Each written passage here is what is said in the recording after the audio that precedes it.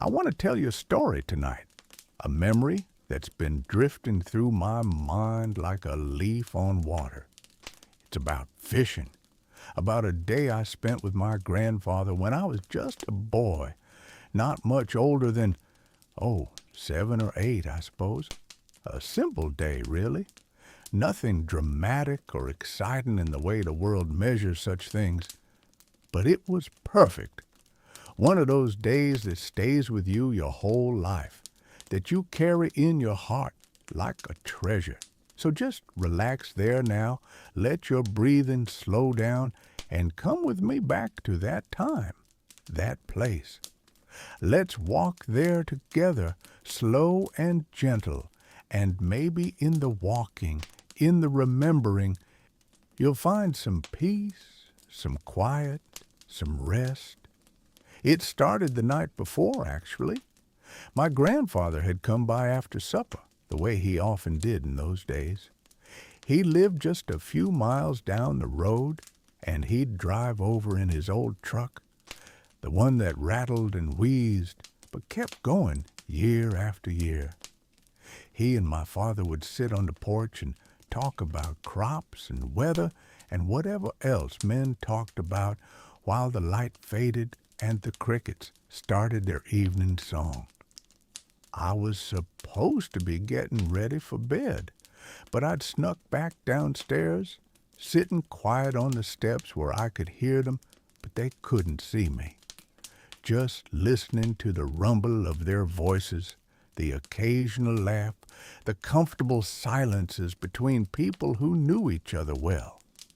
And then my grandfather said something that made my heart jump. "Thinking of going fishing tomorrow," he said, slow and casual like. "Up at Miller's Pond. Sun's supposed to be out. Might be a good day for it." A pause, and I held my breath. "Boy might like to come along," my father said, and I could hear the smile in his voice. He knew I was listening, I realized now, probably knew it the whole time. "Might at that," my grandfather agreed. "If he's of a mind to get up early, real early. Fish bite best at dawn, and dawn doesn't wait for sleepyheads." I didn't hear much after that, too busy trying not to whoop with excitement.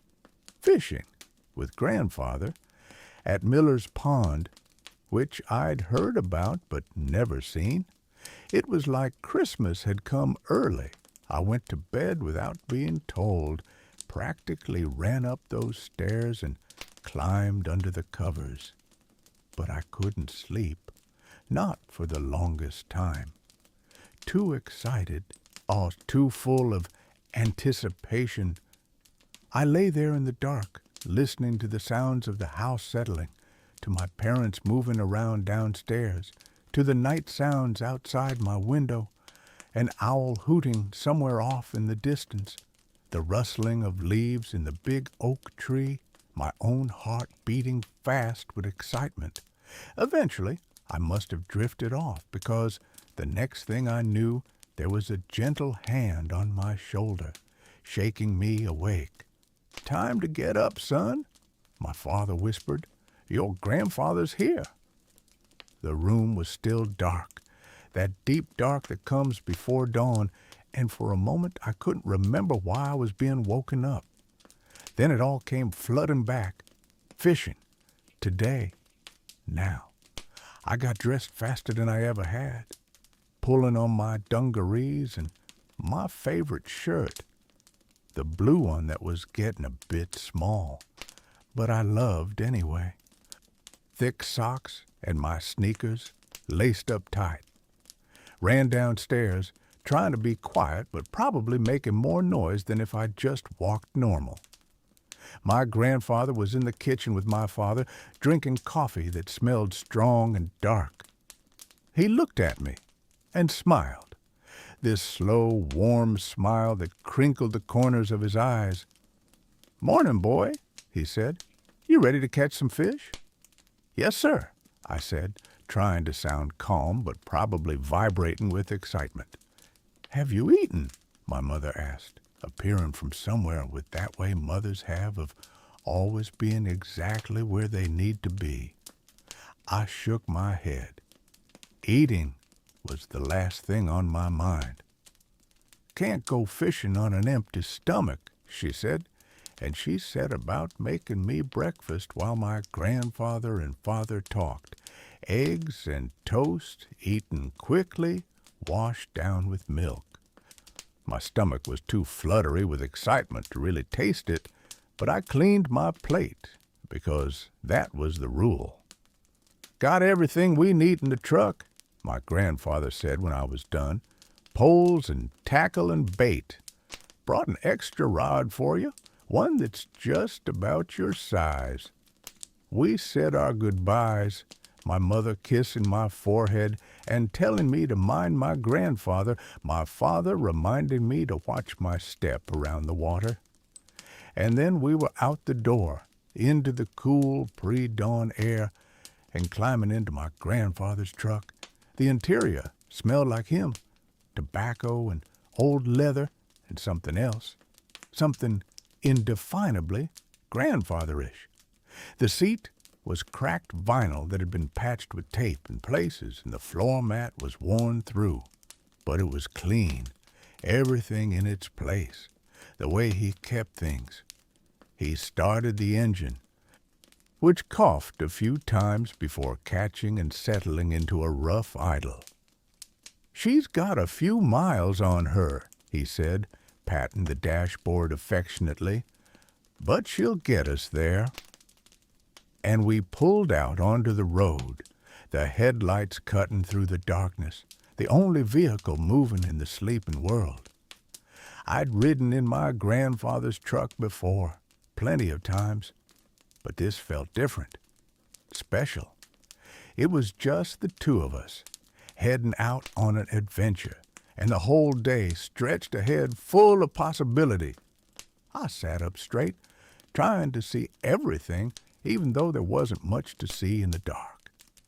My grandfather drove slow and steady, the way he did everything. No rush, no hurry. The truck rattled over the country roads, gravel crunching under the tires. We passed sleeping farms, dark houses with maybe one window glowing where someone else was up early, past fields that were just darker shapes against the dark sky, past woods that loomed up on either side, mysterious and deep. He didn't talk much, my grandfather, but the silence wasn't uncomfortable. It was companionable, peaceful. Just the sound of the engine, the tires on the road, the occasional creak of the truck's suspension. I looked over at him a few times, his profile lit by the dashboard lights, his big hand steady on the wheel, and I felt safe, completely, utterly safe. The sky started to change as we drove, going from black to a deep navy blue, then to a lighter blue along the eastern horizon. The stars began to fade, disappearing one by one as the light grew. And by the time we turned off the main road onto a smaller track, onto a dirt path that was barely more than 2 ruts through the grass, the world was caught in that magical time between night and day when everything is soft and gray and hushed. "Almost there," my grandfather said, and sure enough, a minute later we emerged from the trees into a clearing, and there it was. Miller's Pond. I'd imagined it, of course, built it up in my mind based on stories I'd heard. But the reality was better than anything I'd imagined. The pond was bigger than I thought, maybe a couple of acres, irregular in shape, surrounded by trees that came right down to the water's edge in most places. The water was dark and still like glass, reflecting the lightning sky and the trees around it. Mist hung over the surface, wispy and ethereal, moving slowly like ghosts dancing. My grandfather pulled the truck to a stop in a spot that had obviously been used for parking before, a flat area where the grass was worn down. He turned off the engine, and the sudden silence was profound. Just the ticking of the cooling engine, the distant call of a bird, the faint whisper of breeze through the trees. "Well," he said, looking out at the pond with satisfaction, "here we are." We sat for just a moment, both of us looking, taking it in. The mist was starting to lift as the air warmed, revealing more and more of the water, and I could see ripples on the surface here and there where fish were rising, breaking the perfect stillness to feed on whatever insects had hatched in the night. "See those ripples?" my grandfather said quietly, pointing. "That's what we're after. Fish are feeding now right at dawn. This is the best time, when they're hungry and not too particular about what they eat." He opened his door, and I scrambled to open mine, and we climbed out into the cool morning air. It smelled of water and earth and green, growing things. That particular smell of a pond in summer, damp and alive and full of mystery. The back of the truck held all manner of equipment. 2 fishing rods, one long and well-used, one shorter and clearly meant for a child. A tackle box that looked like it had seen better days, but was clean and organized inside. A bucket for fish, if we caught any. A thermos of coffee for my grandfather. A canteen of water for me. A small cooler with sandwiches my grandmother had made before dawn, and my grandfather had picked up on his way to our house. And bait. A styrofoam container full of worms, fat and wriggly, that my grandfather must have dug from his garden. He opened it to show me, and they squirmed away from the light, burrowing into the dirt he'd put in there with them. "Ever put a worm on a hook?" he asked me. I shook my head. I'd been fishing before a few times, but someone else had always baited my hook for me. "Well, you'll learn today," he said. "Can't call yourself a fisherman if you can't bait your own hook." He handed me the smaller rod, and I took it carefully, reverently. It was lighter than I expected, bamboo or cane or something, smooth and flexible. The reel was simple, just a basic spin-cast reel, the kind where you press a button to cast. The line was already threaded through the guides, and there was a bobber attached a few feet up from the hook, red and white plastic, bright against the dark line. "Ah, that's a good rod," my grandfather said. "That was mine when I was about your age. My father gave it to me, taught me to fish with it, and now I'm teaching you." The weight of that, the history of it, settled over me. This wasn't just a fishing rod. It was a legacy, a connection to the past, to my grandfather and his father before him. I held it a little more carefully after that. We gathered up the rest of the gear and made our way down to the water's edge. There was a spot where the bank was clear, where someone had set a couple of large flat rocks, perfect for sitting. The ground was damp, and I could feel the moisture seeping through my sneakers, but I didn't care.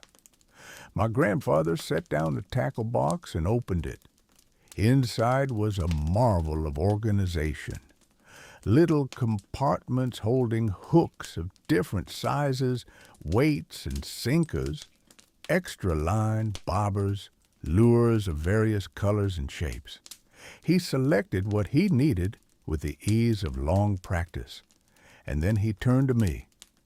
"First lesson," he said, "a fisherman takes care of his equipment.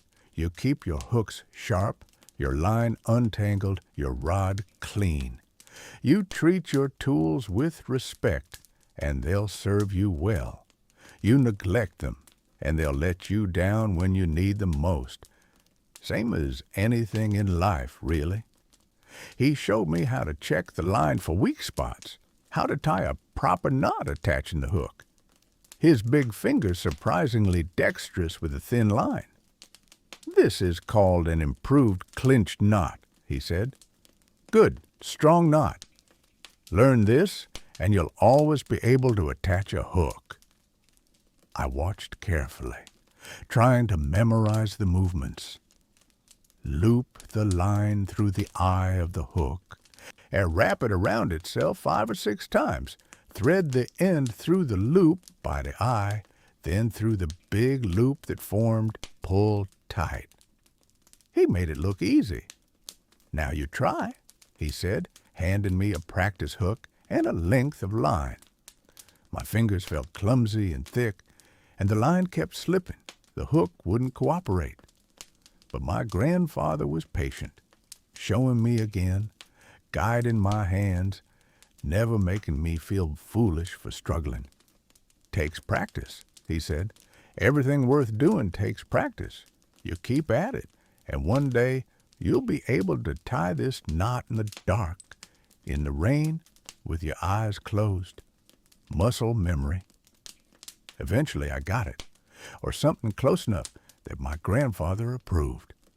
The knot might not have been as neat as his, but it was secure. Good, he said. Now, it's the bait. He opened the styrofoam container again and selected a worm, a good fat one. Now, I know some folks get squeamish about this part, he said, but a worm doesn't have the same kind of nervous system we do. It doesn't feel pain the way we understand it. Still, you should be quick and efficient, not cruel. Everything deserves that much respect. He showed me how to thread the worm onto the hook, pushing the point through, sliding the worm up to cover the hook, leaving just a little bit dangling to wiggle enticingly. The worm wriggled, trying to escape, but my grandfather's hands were sure and quick. "Your turn," he said, offering me the container. I reached in, hesitant, and grabbed a worm. It was cool and damp and muscular, stronger than I expected, squirming in my grip. I almost dropped it, but I held on, and I got the hook through it the way my grandfather had shown me. It wasn't pretty, and the worm ended up kind of bunched up on the hook instead of nicely threaded, but it was on there. "That'll do," my grandfather said. "Fish aren't that particular. They see a worm, they eat it. They don't care if it's presented like a fancy dinner." He baited his own hook, quick and efficient, and then we were ready. "Now, casting," he said. "You want to get your line out there where the fish are, but you don't want to spook them. Easy does it. Watch me first." He stood at the water's edge, rod in hand, and he drew it back smoothly, then flicked it forward in one fluid motion. The line sailed out over the water, arcing beautifully, and the bobber landed with a soft plop maybe 30 feet out, barely making a ripple. Perfect. "The key is in the wrist," he said. "Don't use your whole arm, don't muscle it. Just a smooth motion. Wrist does most of the work, like this." He demonstrated the motion without the rod, and I tried to imitate it. "Good. Now you try. With the rod this time." I took my rod, faced the water, and tried to recreate what I'd seen. I drew back, maybe a little too far, and flicked forward. The line went out, but not very far, and the bobber landed with a splash, maybe 10 feet from shore. "Not bad for a first try," my grandfather said. "Little less muscle, little more wrist. Try again." I reeled in and cast again. Better this time. The bobber going maybe 15 feet, and again, each time getting a little better, a little smoother, until finally I managed to cast that sent the bobber sailing out almost as far as my grandfather's, landing with a satisfying plop. "There you go," he said, and I could hear the pride in his voice. "You're a natural." We stood there side by side, the two of us, our lines in the water, our bobbers floating on the still surface, waiting. And oh, the world was beautiful in that moment. The sun was just starting to peek over the trees to the east, sending shafts of golden light across the water, burning off the last of the mist.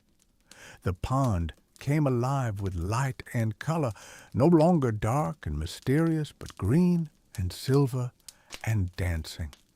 Birds were singing all around us, a chorus of them, each voice distinct if you listened carefully.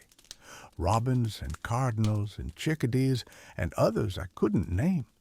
The trees rustled with their movements as they hopped from branch to branch, going about their morning business. A dragonfly buzzed past my ear. A iridescent blue-green, its wings a blur. It hovered over the water for a moment, then zipped away. Another followed and another. The air was full of insects now as the world warmed. Midges and gnats and things I couldn't identify, and that was good. That's what the fish would be eating. That's why they were rising. "Now," my grandfather said quietly, "we wait and we watch. Fishing is mostly watching and waiting. Some folks can't handle that, get impatient, think nothing's happening. But there's always something happening if you pay attention. Look at your bobber. Watch it. Wait for it to move." So I watched, fixed my eyes on that red and white bobber floating on the water, watched it bob gently with the tiny wavelets, watched it drift a little with the current I couldn't see, and I waited. It's hard to describe what it feels like, that waiting. Time slows down, stretches out. A minute feels like 5, or maybe 5 minutes feel like 1. You lose track. You just exist in the moment, focused on that bobber, on the possibility that at any second it might dip below the surface and signal that a fish has taken your bait. My grandfather stood next to me, his own eyes on his own bobber, and he had this look of perfect contentment on his face, like there was nowhere else in the world he'd rather be, nothing else he'd rather be doing, and standing next to him doing the same thing, I felt it too, that peace, that rightness. "Tell me something, boy," he said after a while, not taking his eyes off his bobber. "What do you see when you look at this pond?" I looked away from my bobber, taking in the whole scene. "I see water," I said, "and trees, and it's pretty." "It is pretty," he agreed. "But what else? Look deeper. What's the water doing? Where's it coming from? Where's it going?" I looked more carefully. "There's a stream," I said, spotting it, "a trickle of water feeding into the pond from the north side." "It's feeding the pond." "Good. And on the other side?" I looked and found it, the outlet where the pond overflowed, becoming a stream again, flowing away through the trees. "It goes out there." "That's right. This pond, it's not just sitting here. It's part of something bigger. Water flows into it from upstream, from springs and rain and runoff, and it flows out, continuing its journey downstream. Everything's connected, you see. Everything flows into something else. This pond isn't separate from the stream. It's part of the stream, just a wider spot. A place where the water pauses for a while before moving on."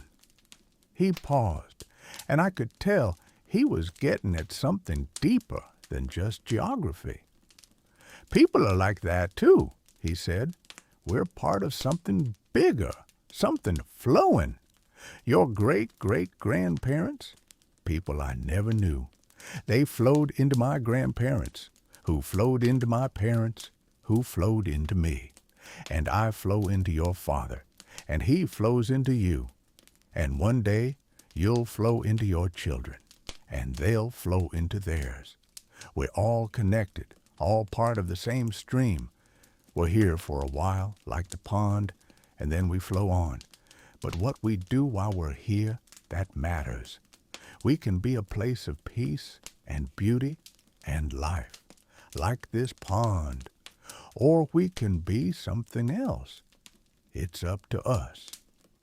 I thought about that, turning it over in my mind. I didn't fully understand it. Not then. But I sensed the importance of what he was saying. And I stored it away, this idea, to be unpacked later when I was older and could appreciate it fully. Look at your bobber, he said suddenly, and I snapped my attention back to it. It was moving.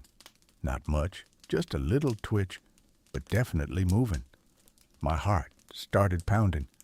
Something's interested, my grandfather said, his voice calm. Might just be nibbling, checking it out. Don't do anything yet, just watch. The bobber twitched again, moved to the side a little. I gripped my rod tighter, every muscle tensed. Easy, my grandfather murmured. Wait for it. Wait until it goes under.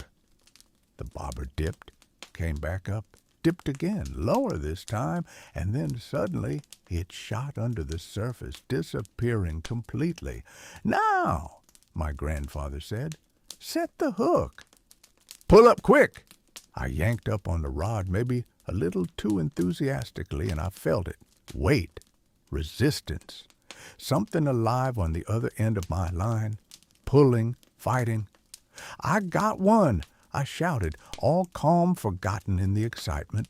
I got a fish. You do indeed, my grandfather said, and I could hear the smile in his voice. Now reel it in, steady and smooth. Don't horse it, just keep tension on the line and bring it in. I started reeling, my hands shaking with excitement and adrenaline. The rod was bending, the line tight, and I could feel the fish fighting, swimming first one way, then another, trying to escape.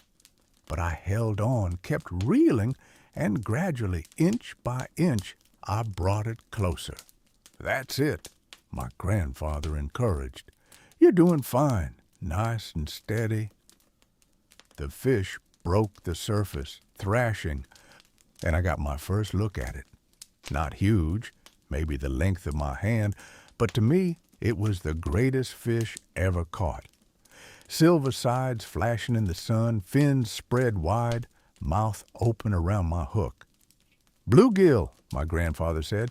Nice one, too. Keep bringing it in.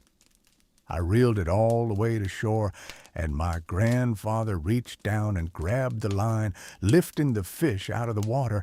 It wriggled and flopped, and he held it firmly but gently, working the hook free from its mouth with practiced ease.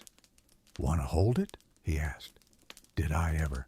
He showed me how, one hand around the body, careful of the sharp spines on the dorsal fin, supporting its weight.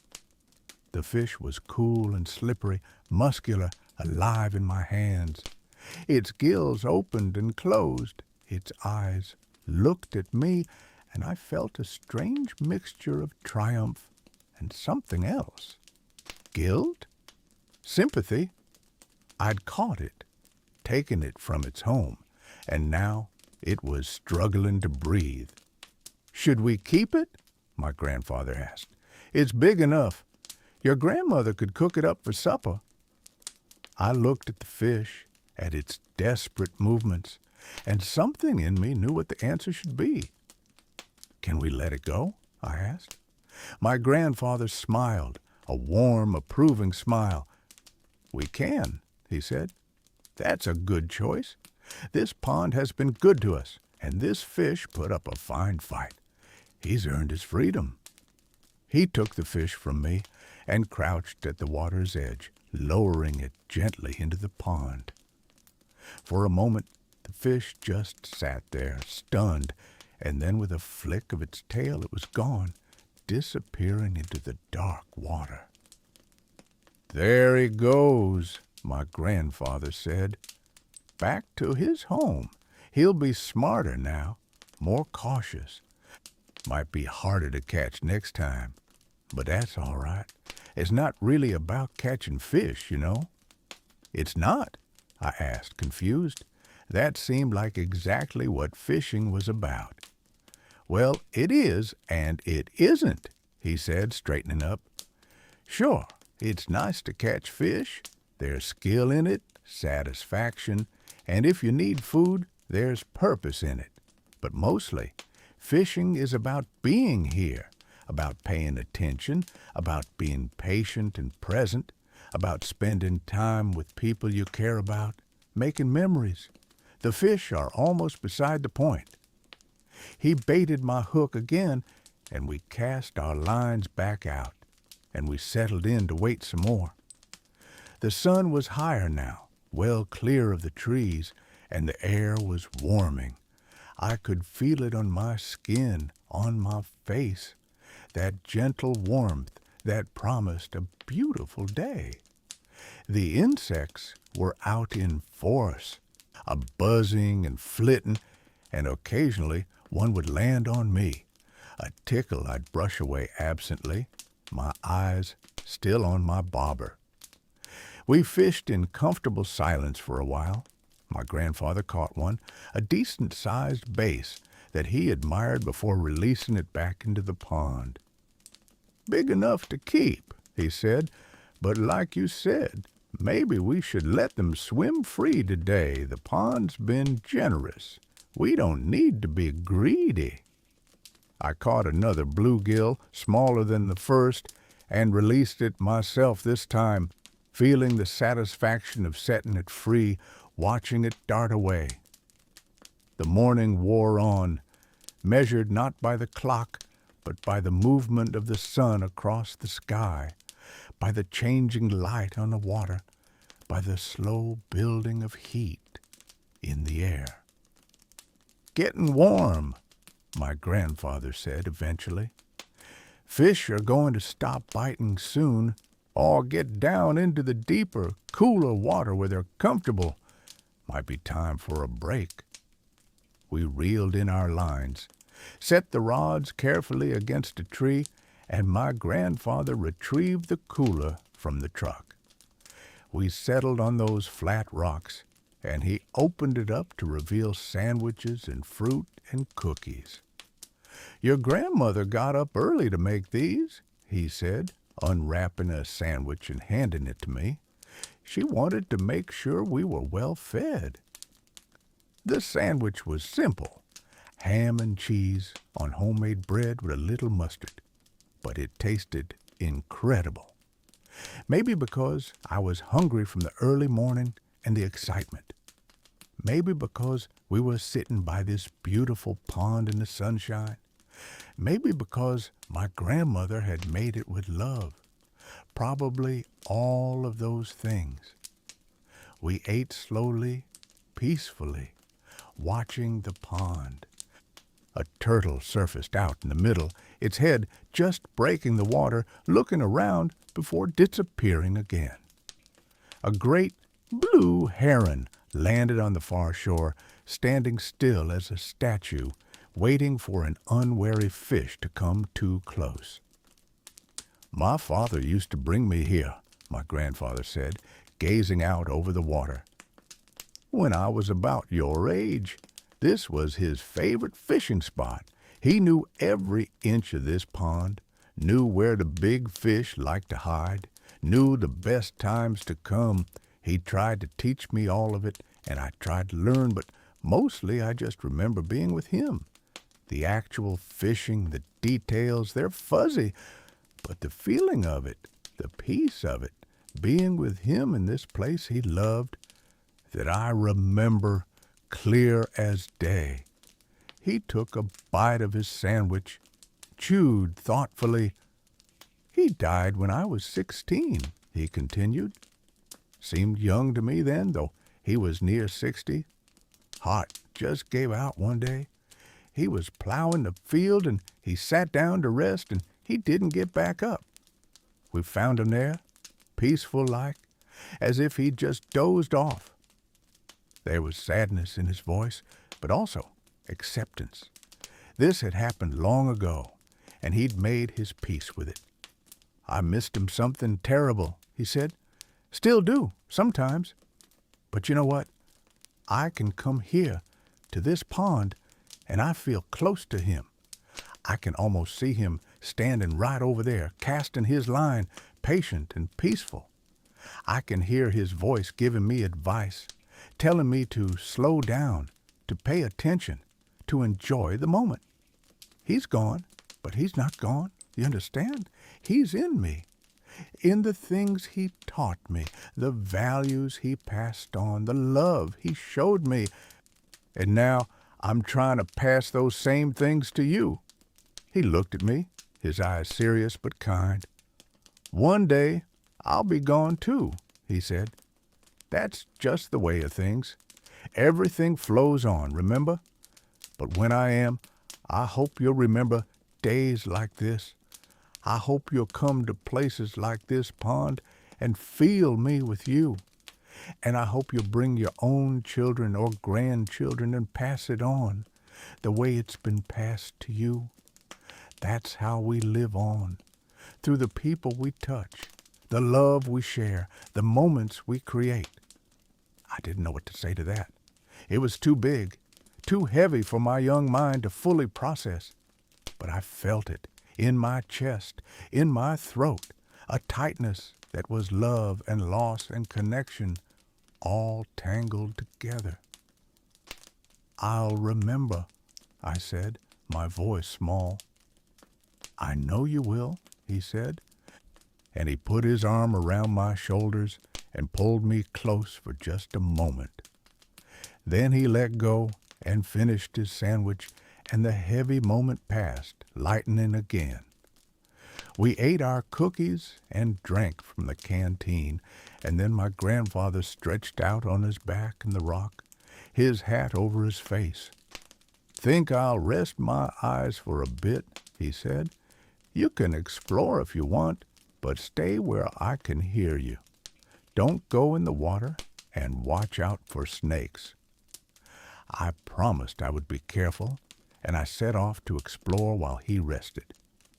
The pond was a world unto itself, I discovered.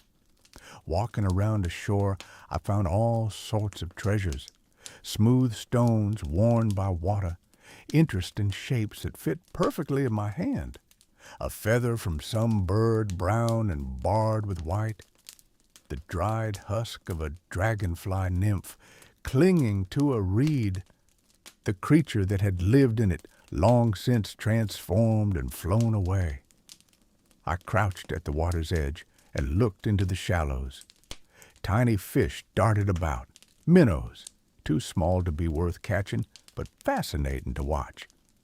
They moved as one, a school of them, turning and flowing like a single organism. Water striders skated across the surface, their feet dimpling but not breaking through, magic trick of surface tension. A crayfish scuttled backward under a rock when I shifted, and my shadow fell across it. The mud at the water's edge was full of tracks, raccoon prints, delicate and hand-like, deer tracks, split hooves pressed deep, bird tracks of various sizes, 3 toes forward and 1 back, a whole history written in the mud, if you knew how to read it. I found cattails growing thick in one area, their brown cylindrical heads perfect and velvety. I touched one gently, and it exploded in my hand, releasing 1,000 fluffy seeds that floated away on the breeze, each one carrying the potential for a new plant. There were frogs too, though they were shy. I'd see one sitting on the bank, green and bulbous-eyed, and I'd try to sneak up on it. But at the last second, it would leap with a powerful thrust of its back legs, splashing into the water and disappearing. I never did catch one, but the trying was fun. The trees around the pond were old and magnificent, oaks and willows and maples, their roots drinking from the water, their branches providing shade and shelter. I found one willow that had a low branch perfect for climbing, and I hoisted myself up, settling into the crook where the branch met the trunk. From up there, I had a different view of the pond. I could see the whole thing, see how it was shaped, see the deeper parts where the water was darker, and the shallow parts where I could see the bottom. I could see my grandfather still resting on his rock, his chest rising and falling with the slow breaths of sleep or near sleep. The world felt very large and very small all at once. Large because I was just a speck, a tiny creature in this vast landscape. Small because this pond was just one pond, and there were thousands of others, and each one was its own world, full of life and beauty. I sat in that tree for a long time, just sitting, just being, watching and listening and feeling, the bark rough against my back, the breeze stirring my hair, the sun warm on my skin, the sounds of life all around me, birds and insects, and a gentle lap of water against shore. Eventually I climbed down and made my way back to my grandfather. He was awake now, sitting up, smoking his pipe. The smell of the tobacco drifted to me, sweet and familiar. "Have a good explore?" he asked. I told him about everything I'd seen, the fish and the frogs and the tracks and the view from the tree. He listened attentively, asking questions, encouraging me to notice even more, to think about what I'd seen. "That's good," he said. "That's real good. You got curious eyes and a mind that pays attention. Those are valuable things. Don't ever lose them." The afternoon was wearing on. The sun passed its peak and starting the long, slow descent toward evening. The heat had built up, and it shimmered over the water in waves. My grandfather checked his watch. "We should probably think about packing up soon," he said. "Your mother will be expecting you back for supper, but we've got a little time yet. Want to try fishing again? Evening's coming on. Fish might start biting again as it cools down." I did want to, so we gathered our rods and baited our hooks and cast our lines back out into the pond one more time. And we stood there side by side, grandfather and grandson, our lines in the water, the sun warm on our backs, the whole world peaceful and right. I caught one more fish that afternoon, another bluegill, a good-sized one. My grandfather coached me through playing it, letting it run when it wanted to run, reeling in when it tired, till finally I brought it to shore. We admired it together, and then I released it, watching it swim away strong and healthy. "You're getting the hang of it," my grandfather said. "Few more trips, and you'll be a proper fisherman." The light was getting that golden quality it gets in late afternoon, thick and honey-colored, making everything glow. The pond looked different now than it had in the morning, warmer, softer, more amber than blue. A fish jumped out in the middle, a big one from the size of the splash, and we both turned to look. "That's a bass," my grandfather said. "Good-sized one. He's feeding on the surface, catching insects. See, the fish know what time of day it is just like we do. They know when to feed, when to rest, when to hide. They're part of the rhythm of this place, same as the trees and the birds and the frogs. Everything connected, everything in its time. We fished until the shadows started getting long, until my grandfather judged it was time to head home. We reeled in our lines for the last time, packed up all our gear, made sure we hadn't left anything behind. I took one last long look at the pond, trying to memorize it, trying to burn it into my brain so I never forget. The water, the trees, the way the evening light played across the surface, the feeling of peace and rightness that permeated the place. "We'll come back," my grandfather said, reading my thoughts. "This pond isn't going anywhere. It'll be here next week, next month, next year. We'll come back, I promise." And we did, many times over the years that followed. But that first time, that day I'm telling you about now, that was special in a way the other times couldn't quite match. There's something about a first time, a discovery, an opening of a door to something new. We loaded everything into the truck, and I climbed into the passenger seat, suddenly aware of how tired I was. The early morning, the excitement, the sun and fresh air, all of it had worn me out in the best possible way. My grandfather started the truck, and we pulled out of the clearing back onto the dirt track, heading home. I must have dozed off, because the next thing I knew, we were pulling up in front of my house, the late afternoon sun slanting across the yard. My mother came out onto the porch, shading her eyes to look at us. "Catch anything?" she called. "Caught several," my grandfather called back. "Didn't keep any, though. Seemed like a day for catch and release." He helped me gather my things, walked me to the porch. My mother looked at me, at my tired face and messy hair and the dirt on my clothes, and she smiled. "Looks like you had a good day," she said.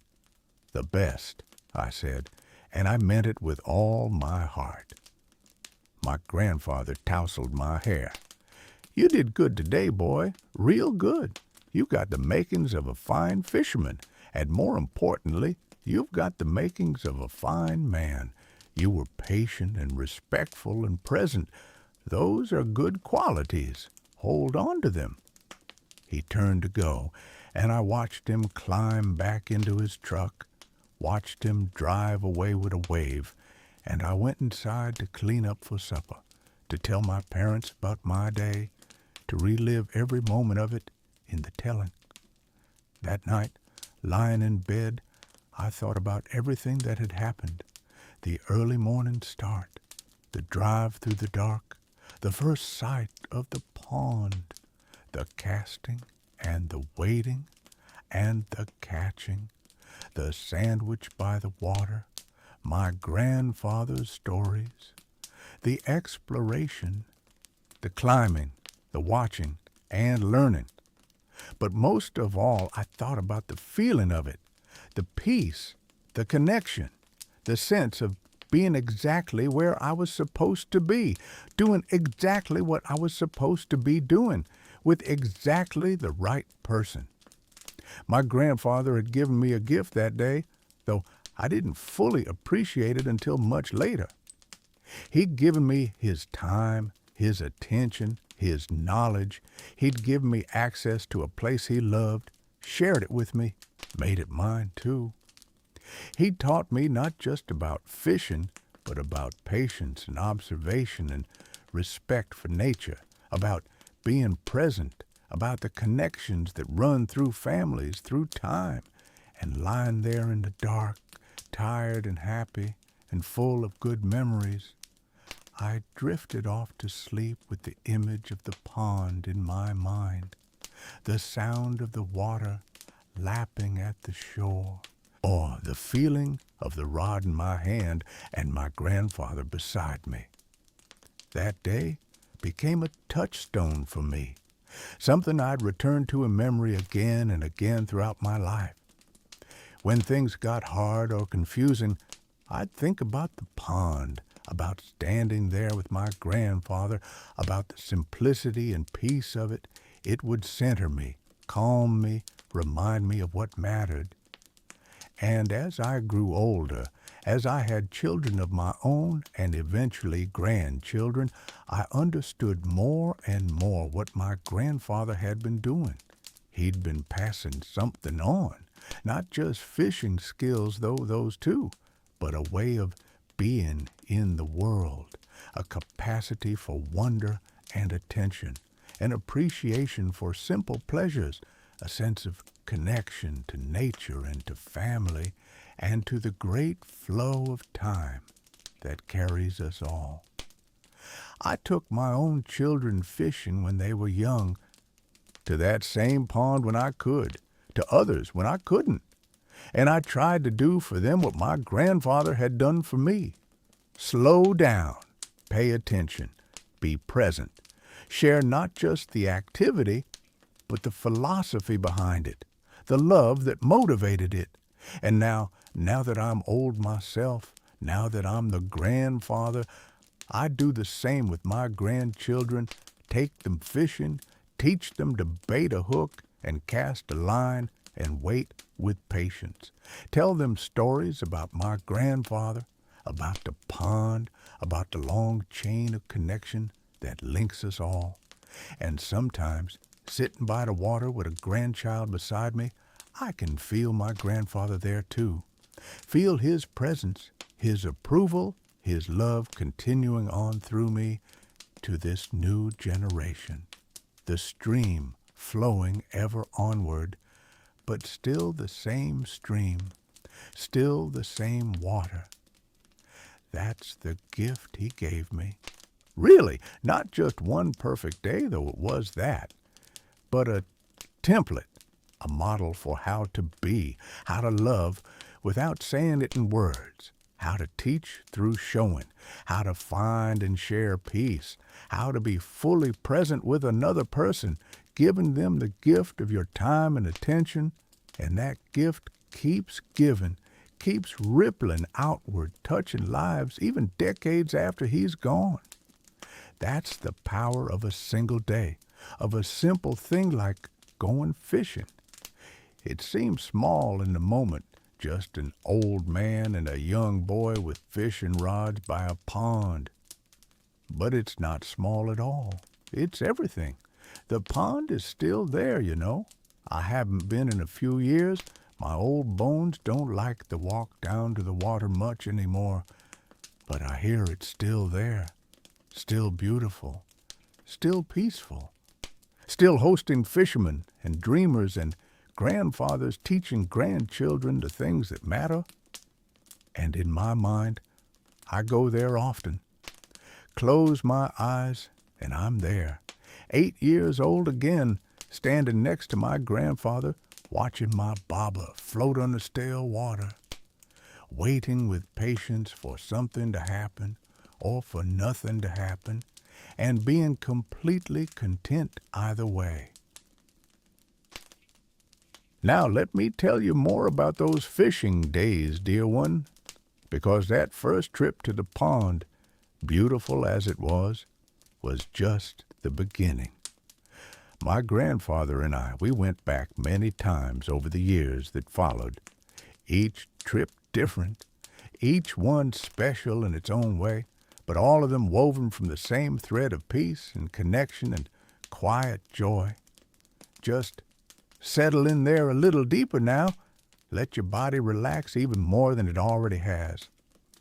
That's good. We've got time, all the time in the world, to drift through these memories together. No rush, no hurry. Just the slow, gentle unfolding of moments remembered, of days spent in the best possible way. The next time we went fishing, it must have been a couple of weeks after that first trip. I'd thought about the pond every day in between. I relived every moment of that morning and afternoon. I'd told the story to anyone who would listen. My parents, my friends at school, even the mailman when he came to the door. And each telling made it more real, more precious, more mine. My grandfather came by one evening after his work was done, the sun just starting to think about setting, the air still warm, but with that first hint of coolness that comes with twilight. He found me in the backyard, throwing a ball against the side of the house and catching it over and over, that repetitive game children play when they're bored or thinking. "How'd you like to go fishing again this weekend?" he asked without preamble, getting straight to the point the way he did. I must have lit up like a firefly because he chuckled, this deep, warm sound from his chest. "I'll take that as a yes," he said. But this time he said we'd be going somewhere different, not Miller's Pond, though that would always be special, always be our place. But there was a river about an hour's drive away where he'd heard the catfish were biting. Did I know what a catfish was? I shook my head. We hadn't caught any catfish at the pond, just bluegill and bass. "Well," he said, settling himself onto the porch steps and patting the spot next to him for me to sit, "catfish are bottom feeders. They've got these whiskers, barbels they're called, that help them feel around in the murky water near the bottom. They're not the prettiest fish, but they're good eating, and they can get big, real big. Some of them grow to be 50, 60 pounds or more." My eyes must have been huge, trying to imagine a fish that big. "Now, we probably won't catch anything that size," he cautioned. "Those big ones are old and smart, and they don't get caught easy. But even a smaller catfish puts up a good fight. They're strong. You have to be patient with them, play them careful, or they'll break your line." He told me we'd be fishing at night, because that's when catfish feed most actively.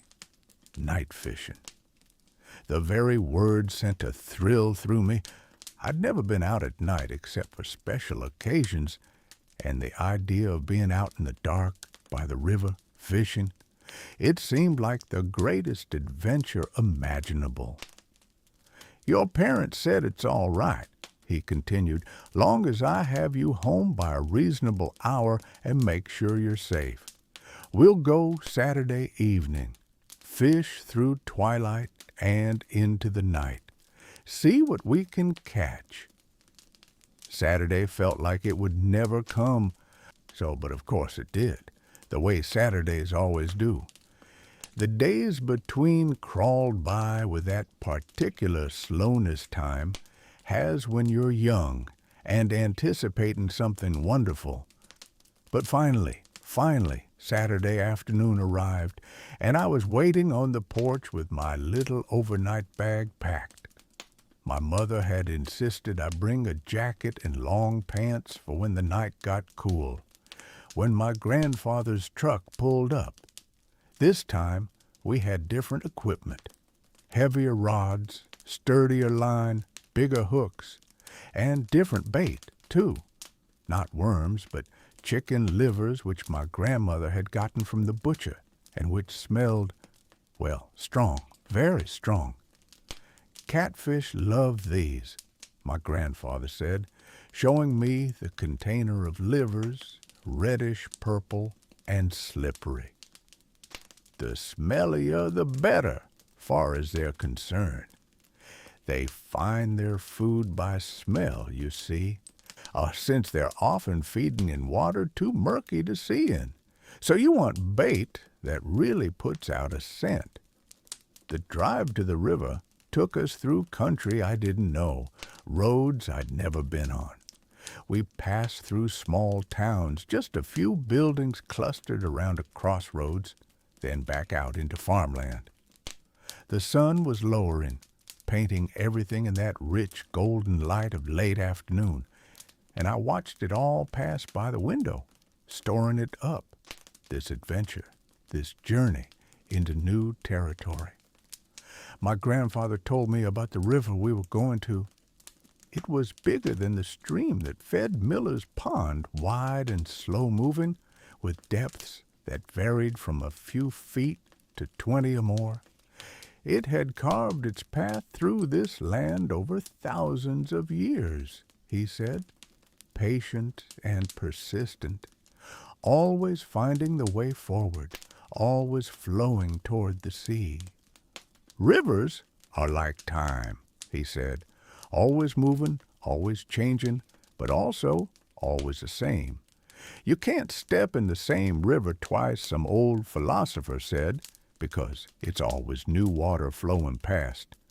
But it's also the same river, following the same path, doing what rivers do. There's a lesson there, I think, about how we're always changing, but also always ourselves, about how we move through life, but life also moves through us. I pondered that as we drove, watching the scenery change, the light shift, the world transform around us. And I thought I understood a little bit, though probably not as much as I would have liked. We reached the river as the sun was touching the horizon, turning the sky into a canvas of orange and pink and purple. My grandfather pulled off onto a dirt access road. I drove down to a spot where the bank was clear and flat, where someone had obviously fished before. There were the remains of old campfires, a log positioned as a bench, the ground packed down for many feet. The river was beautiful in a fading light, wide and dark, moving with a lazy power that you could feel even standing still on the bank. The water made a soft, rushing sound, not loud, but constant, the voice of the river singing its eternal song. The far bank was maybe 100 yards away, lined with trees that were becoming silhouettes as the light faded. We unloaded the truck, and my grandfather showed me how to set up for catfishing, different from the setup at the pond. Here, we used heavier weights to keep the bait on the bottom where the catfish fed. The hooks were bigger, too, with nasty-looking barbs. So these fish have tough mouths, my grandfather explained. You need a good, strong hook to get through.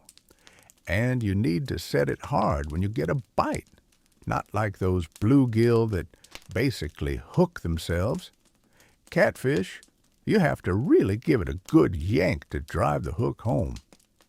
Baiting the hook with chicken liver was an experience, slippery and slimy and falling apart at the slightest touch. My grandfather showed me how to wrap it around the hook, how to use a small piece of pantyhose, borrowed from your grandmother, he said with a wink, to hold it on because otherwise the liver would just fall off when you cast. We cast our lines out into the deepening darkness, the weights carrying the bait far out into the river, sinking down to the bottom where the catfish prowled. Then we set the rods in forked sticks my grandfather had cut and pushed into the ground, angling them up so we could see if they bent when we got a bite. And then we settled in to wait, sitting on that log, watching the river and the sky. The sunset was spectacular, one of those shows nature puts on that takes your breath away. The whole western sky blazed with color, reflected in the water, turning the river into liquid gold and copper and rose. Birds flew across it, dark shapes against the brilliance, heading to their roosting spots for the night. As the light faded, the sounds changed. The daytime birds quieted, and the nighttime creatures began to wake and call. Frogs started up their evening chorus, a deep thrumming from somewhere along the bank, crickets joined in and cicadas, creating a symphony of insect song. An owl hooted from the trees behind us, answered by another farther away. "Listen to that," my grandfather said softly. "That's the sound of the world settling in for the night. Everything has its time, its season, its rhythm. Day creatures rest, night creatures wake, the river keeps flowing, the stars come out, everything in its proper order. The stars did come out, one by one, then in clusters, then in great sweeping numbers until the whole sky was filled with them. The Milky Way stretched overhead like a river of light, so bright out here away from town lights that it actually cast shadows. Makes you feel small, doesn't it?" my grandfather said, looking up. "All those stars, all that space, we're just specks, you and me, tiny little specks on a tiny little planet in all that vastness." He paused, and I could feel him thinking, gathering his thoughts. "But you know what?" he continued. "Being small isn't the same as being insignificant. Every speck matters. Every life has meaning. You might be small compared to the universe, but you're the whole universe to the people who love you, to your mother and father, to your grandmother and me. You're everything. And that's true for everyone. We're all the center of someone's universe. We're all infinitely important to someone." One of the rods jerked, just slightly, and we both turned to look at it. It jerked again, more insistently, and my grandfather moved quickly despite his age, grabbing the rod, feeling the line. "Something's interested," he said. Wait. The rod bent sharply, and he yanked up hard, setting the hook. "Got him!" The rod bowed nearly double, the line singing tight. Oh, and my grandfather started reeling, his face intent in the starlight. Whatever was on the end of that line was strong, fighting hard, taking line despite his efforts to bring it in. "Good fish," he grunted. "Real good fish. Might be a big one." He played it expertly, letting it run when it wanted to run, reeling in when it tired, keeping steady pressure on it. The fight went on for several minutes, and I watched in awe as my grandfather worked, patient but persistent, never forcing it but never giving up. Finally, gradually, he brought it close to shore. "Get the net," he said, and I scrambled to grab the landing net he'd brought, holding it ready. The fish broke the surface, and even in the dim light, I could see it was impressive. Long and thick-bodied, whiskers trailing from its mouth, all fighting, even now, with powerful thrashes of its tail. My grandfather guided it toward the net, and I scooped, and together we brought it onto the bank. It was a catfish, all right, a channel cat, my grandfather said, and it was a beauty. Maybe 10 pounds, he estimated, running his hand along its smooth, scaleless side. "This is a keeper," he said. "This is good eating. You okay with that?" I was. This wasn't like the little bluegill at the pond. This was a substantial fish, enough to make a real meal, and it felt right to keep it, to honor it by eating it, by not wasting what it offered. My grandfather dispatched it quickly and humanely, then strung it up on a stringer and put it in the shallows to keep fresh. Then he rebaited his hook and cast out again. We fished through the evening and into the night. I caught one myself, not as big as my grandfather's, but respectable, maybe 5 pounds. The fight it put up was incredible, like I'd hooked onto a piece of the river itself, all muscle and power and determination. My grandfather coached me through it, reminding me to be patient, to let the rod do the work, to keep the tip up and the line tight. When I finally brought it to shore and we netted it, I was shaking with adrenaline and excitement and the pure joy of it. My grandfather clapped me on the back, proud, and I felt 10 feet tall. Between bites, we sat and talked in the darkness. My grandfather told me stories about when he was young and would come to this river with his friends, about the time they'd caught a catfish so big it took 2 of them to carry it, about the one that got away, the legendary fish every fisherman has a story about. He talked about the river, about how it had flooded once when he was a boy, jumped its banks and covered the fields for miles around, how the power of all that water was terrifying and awesome, how it had reshaped the landscape, carved new channels, left behind new sandbars and islands. Never underestimate water, he said. It seems soft, seems gentle, but given enough time it can wear away mountains. It's patient. It doesn't fight against obstacles. It flows around them, but it never stops, never gives up. It always finds a way forward. That's strength, real strength. Not the loud kind that announces itself, but the quiet kind that endures. Sometime around midnight, the fish stopped biting. The moon had risen, near full, casting silver light over everything, turning the river into a highway of light. Oh, we reeled in our lines and checked our catch. 3 good-sized catfish, enough for several meals. My grandfather cleaned them right there by the river, working by flashlight, his knife quick and sure. He showed me how it was done, how to remove the skin, how to fillet them, how to be respectful of the animal, even in death, wasting nothing, being grateful for what it provided. We packed up our gear and loaded everything into the truck. I was exhausted, running on fumes, but happy in a bone-deep way. My grandfather laid out a blanket in the truck bed, and I climbed up, looking at the stars while he finished securing everything. The drive home is hazy in my memory.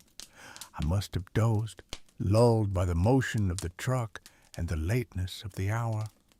I remember fragments, the lights of a small town passing by, the feeling of my grandfather's jacket tucked around me as a blanket, the radio playing soft music. When we pulled up at my house, the windows were dark. My parents had gone to bed, trusting my grandfather to get me home safe.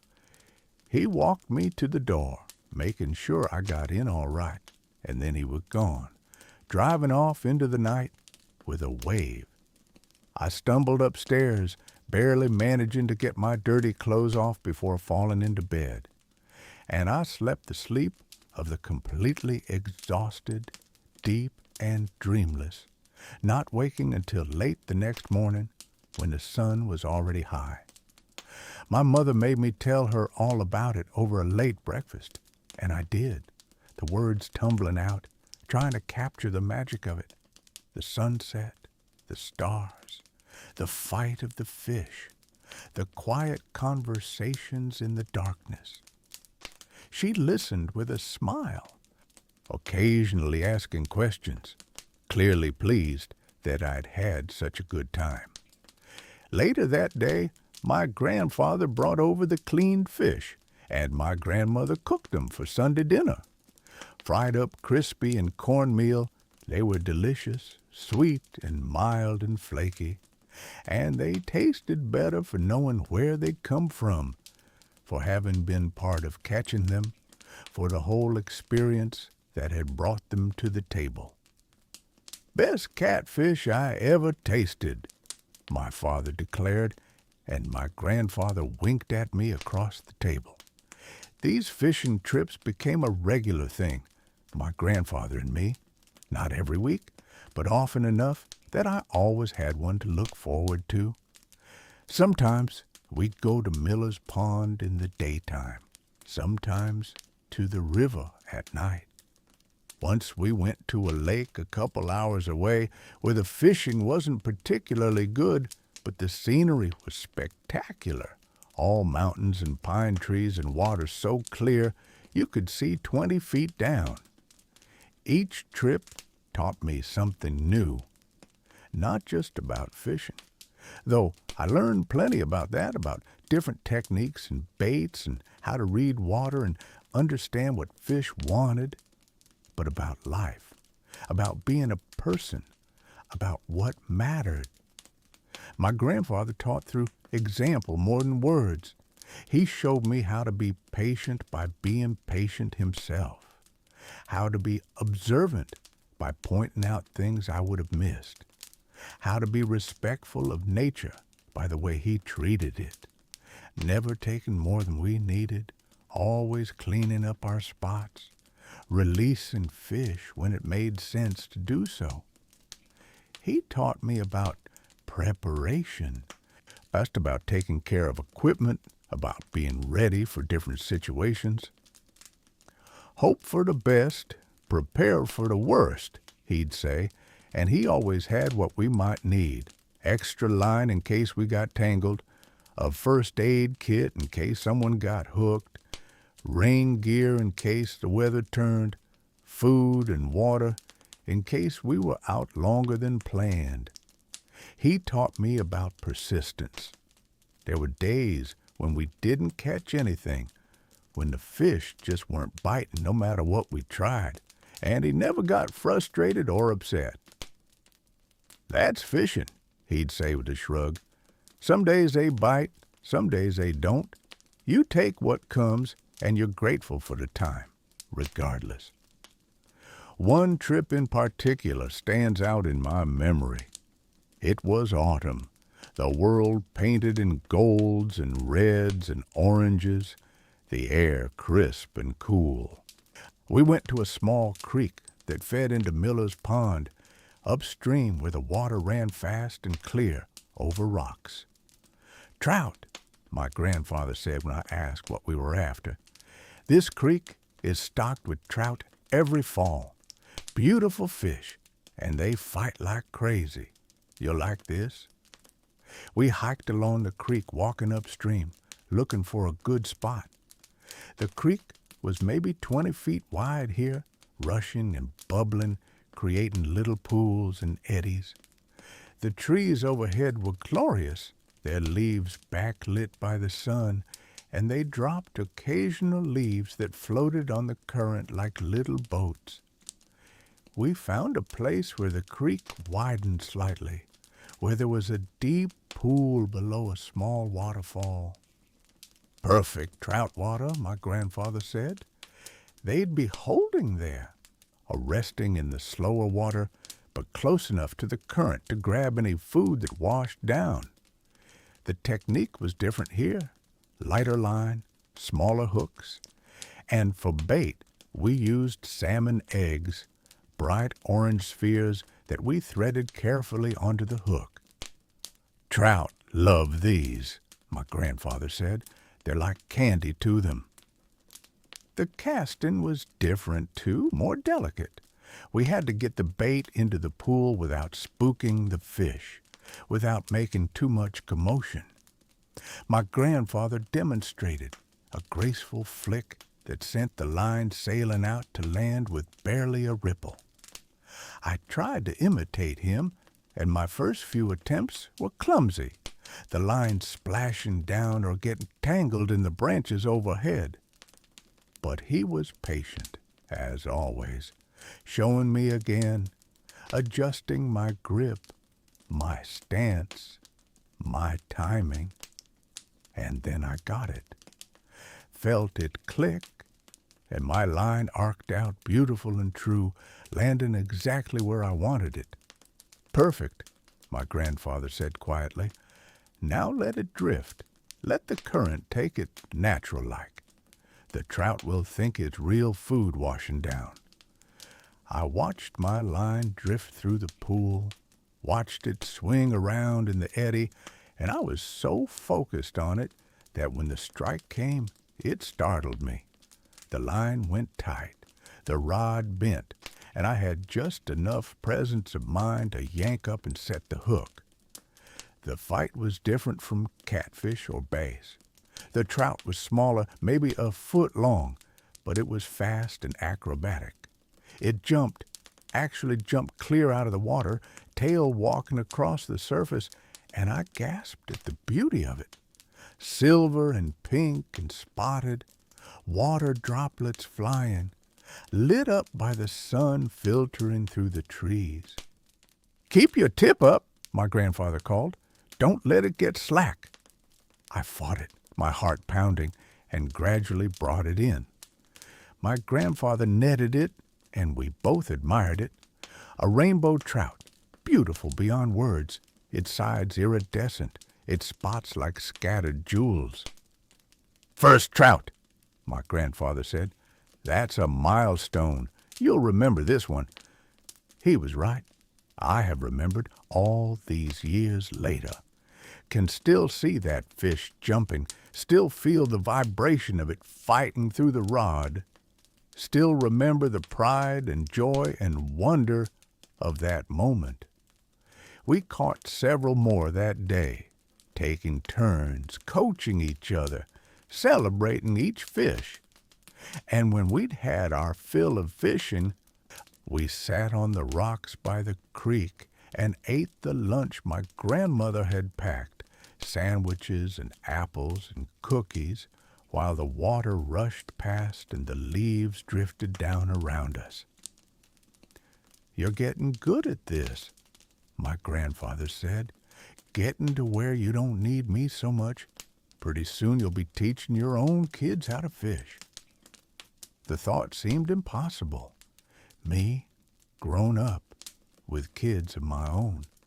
But my grandfather was seeing further ahead than I could, seeing the future that would unfold, the chain continuing. "When that time comes," he continued, "I want you to remember something. Fishing's not really about the fish. I mean, it is, but it isn't. You understand?" I nodded, though I wasn't entirely sure I did. "It's about time," he said. "About giving someone your time, your full attention. About being present with them, all sharing something you love, creating memories together. That's what I'm doing with you. That's what my father did with me. And that's what you'll do with your children. The fish are just the excuse, the structure we hang it on, but the real gift is the time." He looked at me, his eyes serious but warm. "In this world, especially as you get older, time gets fragmented. Everybody wants a piece of you, work, obligations, distractions.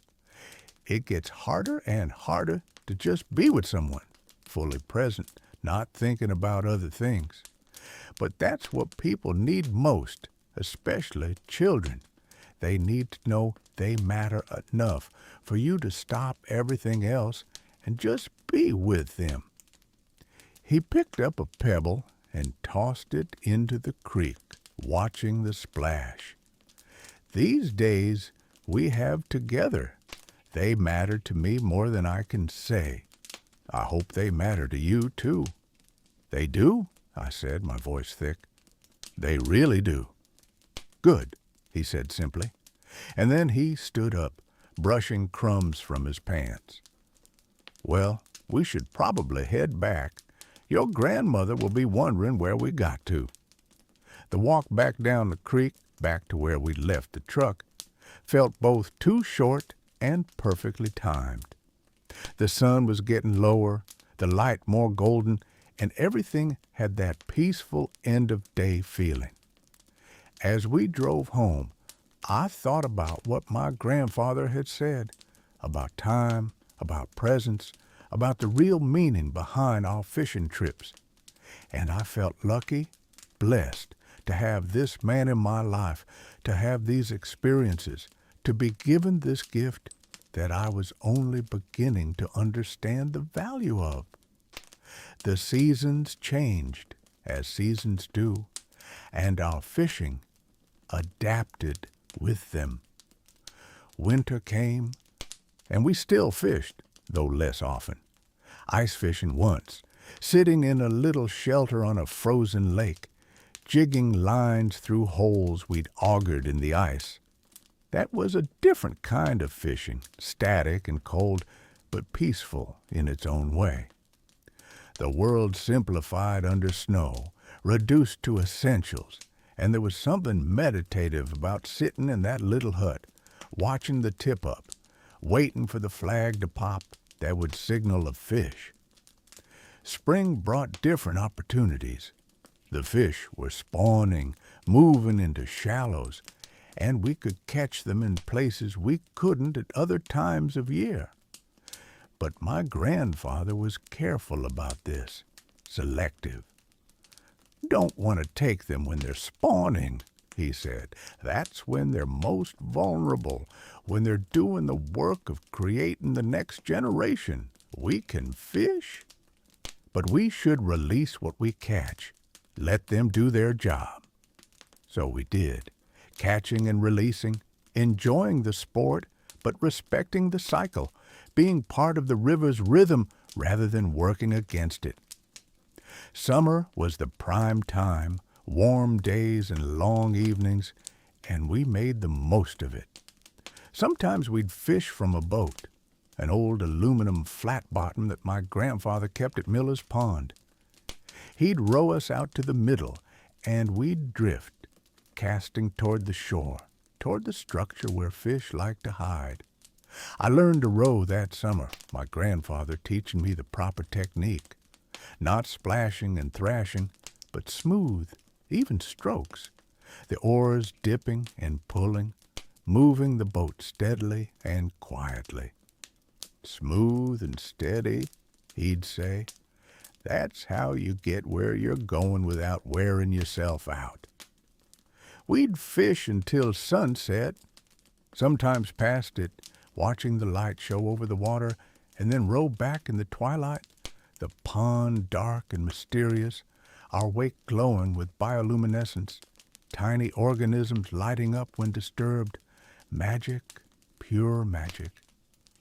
One evening, rowing back in the near dark, my grandfather started singing, soft and low, an old song I didn't recognize, something about a river and a girl, and a promise made and kept. His voice was rough but tuneful, and it carried across the water, and I stopped rowing to listen. When he finished, there was a moment of perfect silence, just the lap of water against the boat, the distant call of a night bird. My father used to sing that, he said, out on the water, just like this. I'd forgotten it until just now. Funny how memories come back when you least expect them. He was quiet for a moment, remembering. He's been gone 40 years now, he said. My father. Seems impossible, but there it is, 40 years. But in moments like this, he feels close, like he's right here with us. Like the time between then and now just collapses, and we're all together, him and me and you, 3 generations in a boat. I could feel it too somehow, a presence, a continuity, a sense of being part of something larger than just myself. That's what family is, my grandfather said. It's not just the people you can see and touch. It's everyone who came before, everyone who'll come after. It's the songs they sang and the skills they taught and the love they gave. It all continues, flows forward like a river, and we're part of that flow. We rode the rest of the way in silence, and when we reached the shore and pulled the boat up and secured it, my grandfather put his hand on my shoulder. "Thank you," he said. "For what?" I asked, confused. "For being here, for spending time with an old man, for caring about fishing and stories and the things that matter. You've given me a gift whether you know it or not." I didn't know what to say to that, so I just nodded, and we gathered our gear and walked to the truck. The years went by as they do. I grew older, taller, more capable. The rod that had seemed too big for me at first now fit perfectly. I could cast as well as my grandfather, sometimes better. I could read water, tie knots, clean fish, do all the things he'd taught me, but I never stopped learning from him because there was always something new, always another layer. He taught me about weather, about how to predict it by watching the sky, the wind, the behavior of animals. He taught me about conservation, about being a steward of the land and water, taking care of it so it would be there for future generations. He taught me about stillness, about being comfortable with silence, with your own thoughts. So many people can't do that, he said. They need constant noise, constant distraction. But if you can sit quietly with yourself, if you can be at peace in silence, you'll never be lonely. And he taught me about gratitude, about appreciating what you have rather than always wanting more. Some people fish all their lives and never understand what they've been given, he said once. They count fish, measure success in numbers and size. But the real gift is this: being out in nature, watching the sun rise or set, breathing clean air, spending time with people you love. The fish are a bonus. When I was 13, my grandfather had a heart attack, not a massive one, but serious enough to scare us all, to remind us that he wasn't immortal, that time was finite. He recovered, but he was different after that, slower, more tired. The doctor told him to take it easy, to rest more, to not overexert himself. The fishing trips became less frequent after that, and when we did go, they were shorter, closer to home. We'd fish from the bank instead of hiking to remote spots. We'd bring chairs to sit in instead of standing or sitting on rocks. But the core of it remained the same. The time together, the attention, the quiet joy of it. If anything, it became more precious, knowing that the time was more limited now, that we needed to treasure what we had. I remember the last fishing trip we took together, though I didn't know at the time it would be the last. It was autumn again, the world painted in those glorious fall colors. We went to Miller's Pond, our first place, our special place. We didn't catch much that day. The fish weren't biting, or we weren't in the right spots, or we didn't have the right bait. It didn't matter. We sat on those same rocks where we'd sat on my first trip, and we watched the water, and we talked. My grandfather told me he was proud of me, of the young man I was becoming. He said I had a good heart, a curious mind, a capacity for wonder that I should never lose. He said I would do well in life, would make a difference, would be someone people could count on. And then he told me to remember the lessons of fishing: patience, persistence, respect for nature, the value of time, the importance of being present, the power of simple pleasures, the connections that run through families and through time. These things I've taught you, he said, they're not just about fishing, they're about life, about how to be in the world, about what matters and what doesn't. You carry them forward now. You pass them on when the time comes. The sun was setting, painting the pond in copper and gold, and we sat and watched it together. This man and this boy who'd spent so many hours in exactly this way, doing exactly this thing. "It's been a privilege," my grandfather said quietly, "getting to teach you, getting to know you, getting to be a part of your life. You've made an old man very happy. I couldn't speak around the lump in my throat, so I just leaned against him, and he put his arm around me, and we watched the sun disappear and the stars begin to emerge. He died the following spring, all peacefully in his sleep, just slipped away one night and didn't wake up. My grandmother found him in the morning looking peaceful, she said, like he was just resting. The grief was immense, overwhelming. He'd been such a presence in my life, such a constant, and the world felt wrong without him in it. Smaller, dimmer, less interesting. But even in the grief, there was something else, gratitude. Because I'd had him, had those years with him, had those fishing trips and conversations and lessons. Not everyone gets that. Not everyone has a grandfather who gives them time and attention and wisdom. At the funeral, I spoke about the fishing, about what he taught me, about the time we'd spent together, about the gifts he'd given me. And afterward, people came up to me, cousins and friends of the family and people I didn't even know, and they told me their own stories about how my grandfather had helped them, taught them, given them his time. He'd lived a good life, I realized, a life of service and kindness and quiet generosity. He made a difference, touched people, made the world better by being in it.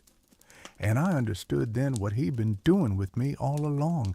He'd been showing me how to live, how to be a good man, how to make a difference, not through grand gestures or loud proclamations, but through consistent, quiet acts of love and attention.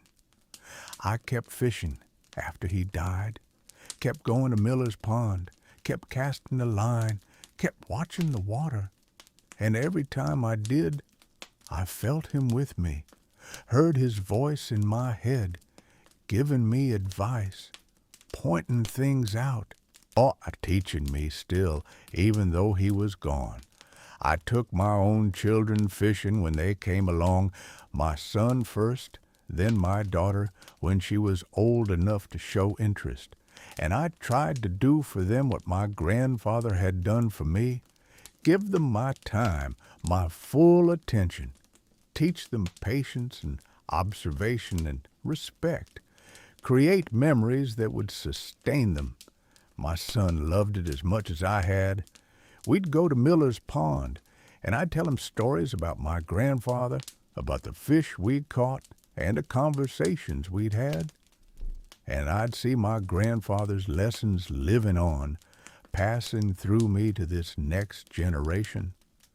My daughter was less interested in the actual catching of fish, but she loved being outdoors, loved watching the wildlife, loved the peacefulness of it. And that was fine. The point wasn't to make her into a fisherman. The point was the time together, the attention, the connection. And now I'm old myself, older than my grandfather was during those fishing trips with me. I have grandchildren of my own, and I take them fishing when I can. The tradition continues, the river flows on. I don't move as easily as I once did. My hands aren't as steady, my eyes aren't as sharp.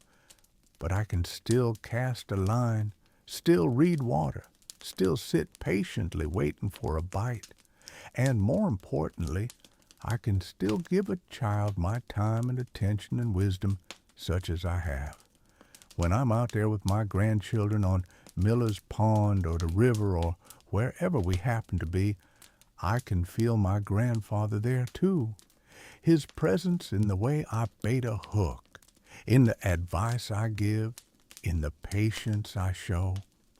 He lives on through me, through the things he taught me, through the love he showed me. And that's the real gift of those fishing trips, I understand now. Not the fish we caught or didn't catch, not the places we went or the things we saw, but the connection, The time, the passing on of something valuable from one generation to the next. The river flows, the seasons turn, time passes, but some things endure. Love endures, wisdom endures. The things we teach our children, they carry them forward, and they teach their children, and on and on. My grandfather has been gone for decades now, but he's not really gone. He's in the way I tie a knot, in the songs I sing on the water, in the patience I show my grandchildren. He's in the lessons I pass on, in the time I give, in the love I share. The stream continues. The water flows ever onward, and we're all part of it, all connected, all flowing together towards something larger than ourselves. That's what fishing taught me finally.